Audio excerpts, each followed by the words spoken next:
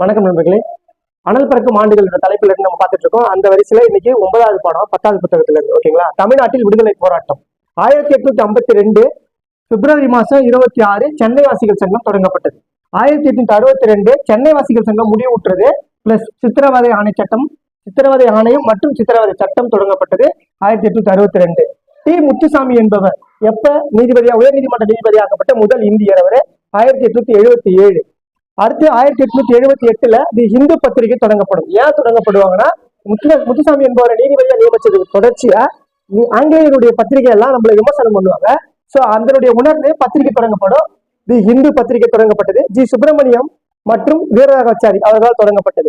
1891 அதே அந்த தமிழ்ல முதல் பருவ இதழ் தொடங்கப்பட்டது சுதேசமித்திரன். இதுவும் யாராவது தொடங்கப்பட்டதுன்னா ஜி சுப்பிரமணியம் அவர்களால் தொடங்கப்பட்டது.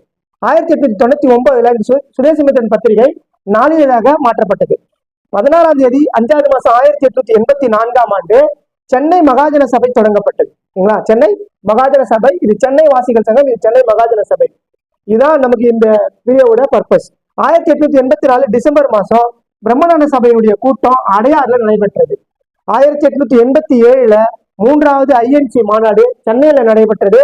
ஆயிரம் விளக்கு என்ற பகுதியில மக்கீஸ் தோட்டம் என்ற இடத்துல நடக்கும். இதுக்கு யார் தலைவர் தெரிஞ்சா ஆன்சர் கமெண்ட்ல பண்ணுங்க.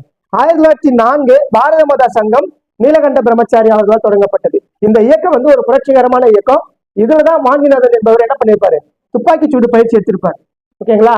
சோ அது துப்பாக்கி சூடு பயிற்சி எடுத்திருப்பாரு. அது எங்க பயிற்சி எடுத்தாரு, யாரு வாஞ்சிநாதன் அவர்களுக்கு துப்பாக்கி சூடு பயிற்சி கொடுக்கப்பட்டது தெரிஞ்சா ஆன்சர் கமெண்ட்ல பண்ணுங்க.